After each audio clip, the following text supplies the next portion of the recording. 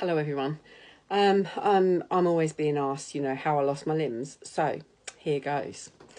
I was in Spain on holiday and I started to feel a little bit unwell. I'd got some pain in my left side, which I then thought, maybe I've got a UTI and it's gone to my kidneys.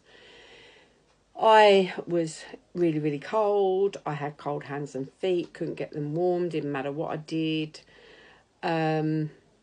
I was shivering. I had slurred speech. Don't remember whether I went to the toilet much that day or not. I knew I was getting quite poorly, and it gut instincts. I knew it was something a little bit more than just an infection. So I went to the local hospital. In my little bit of Spanish, I said to them, "Dolor aquí," which means pain here, and pointed to this area. They seemed to think I'd broken something, x-rayed me and said, nothing's broken. I don't remember that. The next day, I got hubby to take me to the local doctors. We went into the doctors. Apparently we couldn't be seen in the morning and we had to go back again in the afternoon. One of those times, I remember trying to shuffle across the road. I was really struggling to walk and I was hanging on to Steve's arm. We were seen in the afternoon, and this time I'd screenshot on my Translate on my phone that said, I think I have a urine infection. And I'd given the phone to the doctor for him to see that. He'd apparently tested my urine, said that I had a urine infection, gave me a prescription for antibiotics and an injection in my bottom. I've got no idea what that was.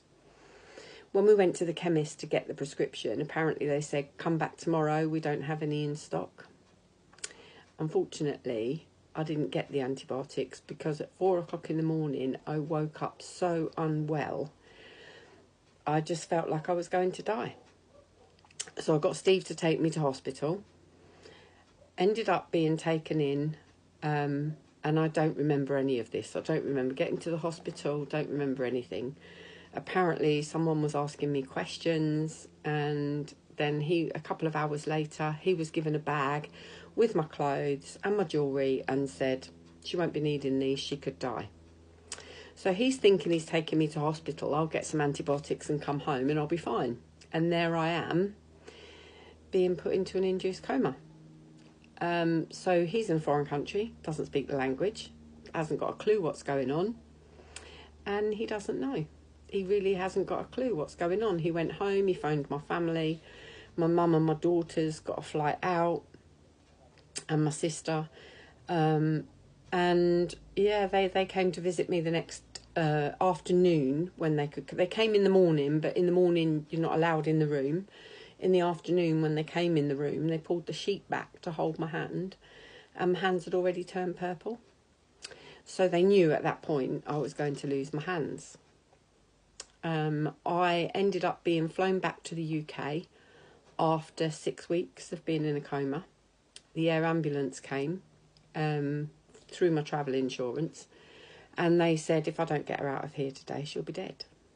He said, I'm going to take her life into my hands. He said, and it's very dangerous taking her up in the air and bringing her back down again, but I will take her life into my hands and I will deliver her safely back in the UK, which he did.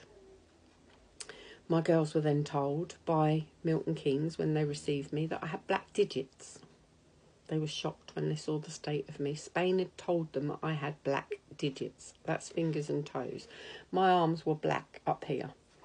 They thought they were going to have to amputate my right arm right up near my elbow. Luckily, they didn't. They managed to do what they call debridal, which is basically stripping that black skin off. I lost my legs above the knee, so my legs are very short now, and I lost my hands. I was woken after 3 weeks being back in the UK, so that's 6 weeks in a coma. It then took me apparently 3 weeks to actually wake up from the coma. I think I was enjoying the sleep. Then went to Bedford to have the amputations. Spent 3 months in Bedford, well, just over 3 months, I think, in Bedford recovering. Once I was healed, I then went to Roehampton in London to have physio, to learn how to sit up and how to move again. Literally my mind was blank and my muscles had gone and I had no idea. It took a while to engage the brain with the hip to move it, you know, to actually lift up. I kind of would just go like that a bit and I didn't know how, and it took a while for that to kind of engage that, oh, I need to do that and move, you know. Finally I've done it, and here I am now. I raise awareness of sepsis. I work for several different charities, or should I say volunteer for them, because I don't work, I'm not employed, but I volunteer for several different charities. I work out in the community raising awareness. I do such a lot trying to help save other people's lives. If you don't know the symptoms of sepsis, please watch out. If you've got any infection at all, watch out for these symptoms, because if you start getting them with an infection, even if you're on antibiotics, you need IV antibiotics and you need to get to hospital urgently. And I can't stress that enough. So watch out for slurred speech and confusion, extreme shivering and muscle pain, passing little or no urine in a day, severe breathlessness. It feels like you're going to die. Skin can be discoloured or mottled. You can also have very cold hands and feet or skin. Just be aware of that. You can have a temperature, high or low. Some people have reported that they've had vomiting, and some people have reported that they'd had diarrhea with the shivering.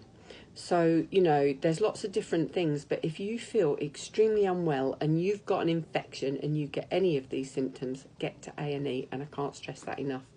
Take care, keep safe, keep your family safe. Thanks for listening.